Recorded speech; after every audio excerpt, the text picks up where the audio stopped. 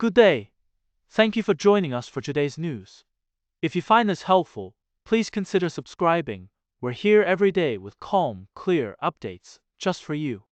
A shocking incident has unfolded on a New Zealand intercity bus, where a 2-year-old girl was discovered inside a suitcase in the luggage compartment. The child was found wrapped only in a diaper, and while she was unharmed, she was reportedly very hot. The bus driver noticed something unusual and took immediate action, leading to the girl's swift rescue. The incident has sparked outrage and concern among locals, with many questioning how such a situation could occur. Authorities are now investigating, and a 27-year-old woman has been charged with child abuse. The child was taken to the hospital with discomfort.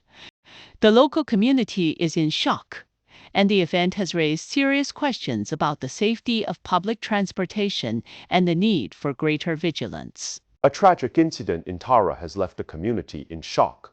A 19-year-old man, Greg Kelvin Tamarama Abala, died after a violent street brawl on Wimbledon Road. He was found critically injured and later passed away in the hospital. Another individual was also taken to the hospital, but has since been released. A 9-year-old man has been charged with wounding with intent to cause grievous bodily harm and is in custody. Police are continuing their investigation, with more charges expected. The incident has sparked a deeper conversation to prevent such tragedies in the future. This is not just about one life. It's about the impact on families, friends, and the entire community. The New Zealand government has announced a major overhaul of the National Certificate of Educational Achievement, NCEA, replacing it with a more structured approach to secondary education. This move follows years of criticism about the NCEA's effectiveness and clarity, with reports highlighting issues. The reform, led by Education Minister Erica Stanford, aims to improve student outcomes, align with international standards, and prepare students for the future. The new system will be introduced over the next decade, following a 6-week consultation period, and has sparked both support and concerns from educators. A toddler was found inside a suitcase in the luggage hold of a bus traveling from Northland to Auckland, sparking a shocking legal case. A 27-year-old woman has been charged with neglect, and the incident has left the low-known Northland family and neighbors describe her as someone who was once bright and engaging. The bus driver discovered the child during a stop in Kaiwaka, and the woman appeared emotional in court. The case has raised serious questions about child safety and the responsibilities of parents. The community, known for its close-knit relationships, is struggling to come to terms with the allegations and the potential. The woman's family was taken by surprise when the Herald visited their home, and they had only just learned of the arrest. As the case moves forward, the community is left grappling with the reality of the situation. A major overhaul of New Zealand's NCEA system has sparked intense debate across the country. Education Minister Erica Stanford and Prime Minister Christopher Luxon have announced plans to replace the existing NCEA levels with 3 new certificates of achievement and numeracy. However, Labour has warned that rushing these changes could place students at risk, citing past education reforms that had unintended consequences. The Green Party has also voiced strong opposition, calling the new suitable for all learners. Meanwhile, some educators were all learners, students, with the changes set to take effect in 2028. The debate over the future of New Zealand's education system shows no signs of slowing down.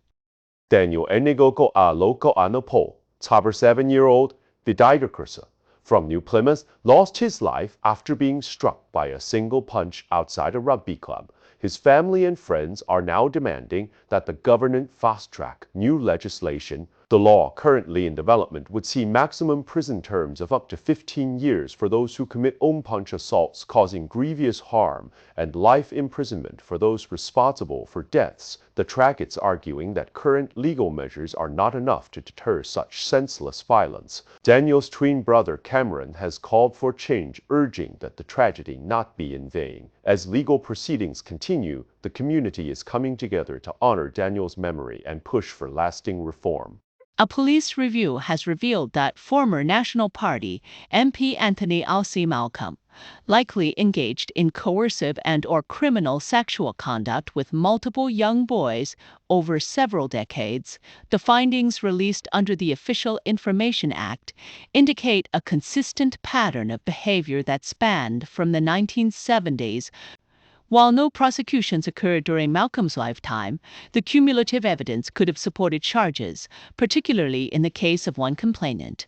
The review highlights systemic issues in historical, which hindered earlier detection of the allegations.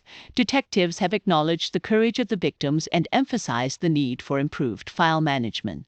Denyu Injigan Yukoe, 37-year-old biographer from New Plymouth, was killed in a single unprovoked punch outside a rugby club. His family is now demanding the government for so-called coward punches. These attacks, which often occur when victims are distracted, have led to severe injuries and even death. Justice Minister Paul Goldsmith recently announced plans for a new law that would introduce specific charges for such crimes, with maximum penalties of up to life imprisonment. However, the family of Angamenteko arguing that the tragedy should not be in vain. A fundraising campaign has already raised Otwambe. The call for change has sparked a national conversation about the need for stronger legal measures to protect the public from this type of violence.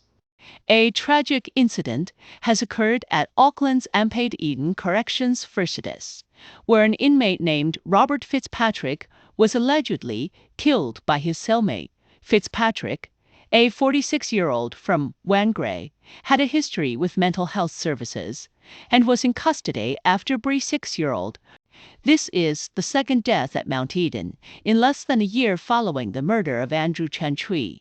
The case has sparked calls for reform and improved mental health support within New Zealand's corrections facilities. In the early hours of Wednesday morning, a tragic accident unfolded on George Bolt Memorial Drive near Auckland Airport. Arvind Kumar, a 45-year-old truck driver, was killed when his car collided with two others. His wife, Jashoda Gaundar, was seriously still recovering. The couple had been heading to the airport to catch a flight to Fiji, where Jashoda was attending her aunt's funeral.